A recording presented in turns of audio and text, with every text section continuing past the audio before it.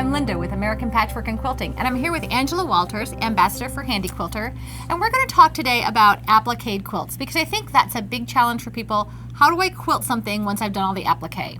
Absolutely. Well, it's the big question, right? To quilt within or without, you know? Yes. I am asked that all the time. Should I quilt inside the applique? And honestly, the short answer is it depends on what your preferences are. I'm sure you can imagine how much they love hearing that. But for myself and my own preferences, if it's a larger piece of applique, so such as this quilt that has this big block, it's fusible applique, then I don't mind quilting within the applique, so I'll just add some echo lines.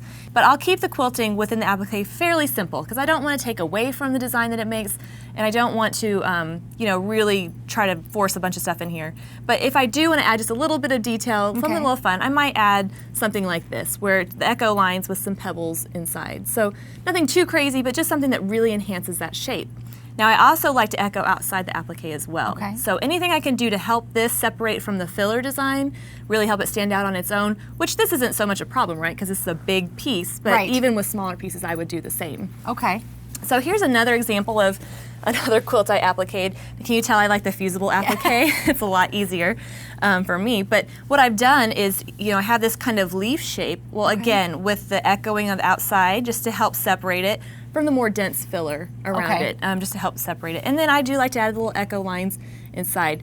I always joke that I like to keep the quilting inside simple so I can go a little bit crazy on the outside of the applique. So a balance. Exactly. And I actually have a quilt top I can show you. That would be great. I'd love to see it on something more traditional. Well, and I think it's hard to imagine what to do when it's already quilted, because it's already done. So you can see here it is a more traditional applique pattern, beautiful. Gorgeous. And so what would I do with this? Well, again, I would probably echo around the outside of it just to really kind of help separate it from the filler. Now, if you have a little bit of the larger pieces, such as the leaf, and you feel like it needs more quilting, maybe something in there, yeah, I might add an echo line or just a simple, vein in there, just something to help tack that area down without taking away from the beautiful piece and the overall look that it makes. Now, do you think on an applique like this, it's a little more traditional, if I quilt the background a lot, do I get a little more dimension out of the appliques? Yeah, and I think that works on no matter what type of quilt you're working with. You really want that to kind of pop off. I mean, if you've taken the time to cut out that piece and lay out the fabrics just so, you really want that to shine. Yes. So the denser quilting will really make that pop out a little bit more. And plus, we know I love to quilt things to death, so that works out great for me. With something this multicolored, what color thread would you use? Well, when it comes to thread selection, again, it's personal preference, but when I'm looking at a quilt like this, I would probably match the thread to the background, since I'm going to be quilting right along that edge. Now, if you're dealing with a applique quilt with a lot of different colors, or two very different, like you have a white and a black, like it's going to be very noticeable, then I would try a monofilament thread. Okay. And this is what it looks like. Now, it looks white on the roll, but it's actually clear. It's so clear I can't find the end. There it is.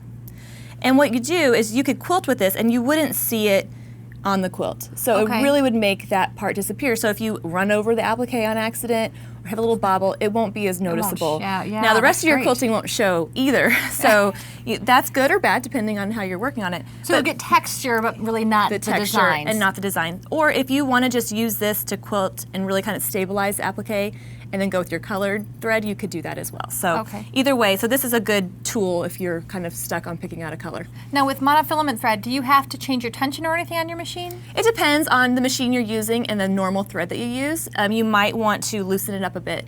How you can tell if it's too tight is if it's snapping off at the needle. Or if you're seeing that bobbin thread pulled up. I've seen that. That's what I wondered. If that happens, you want to loosen it up just a bit, but make sure you're not losing tension quality on the back. So, but they're really nice quality polyester threads, and so you shouldn't have too much trouble with it, hopefully. That's great. So a little experimentation, and then you're good to run. Exactly. Thank you so much, Angela. I really appreciate these tips. I think it's going to make things so much easier next time I try. I hope this helps you build your confidence to tackle your next applique project.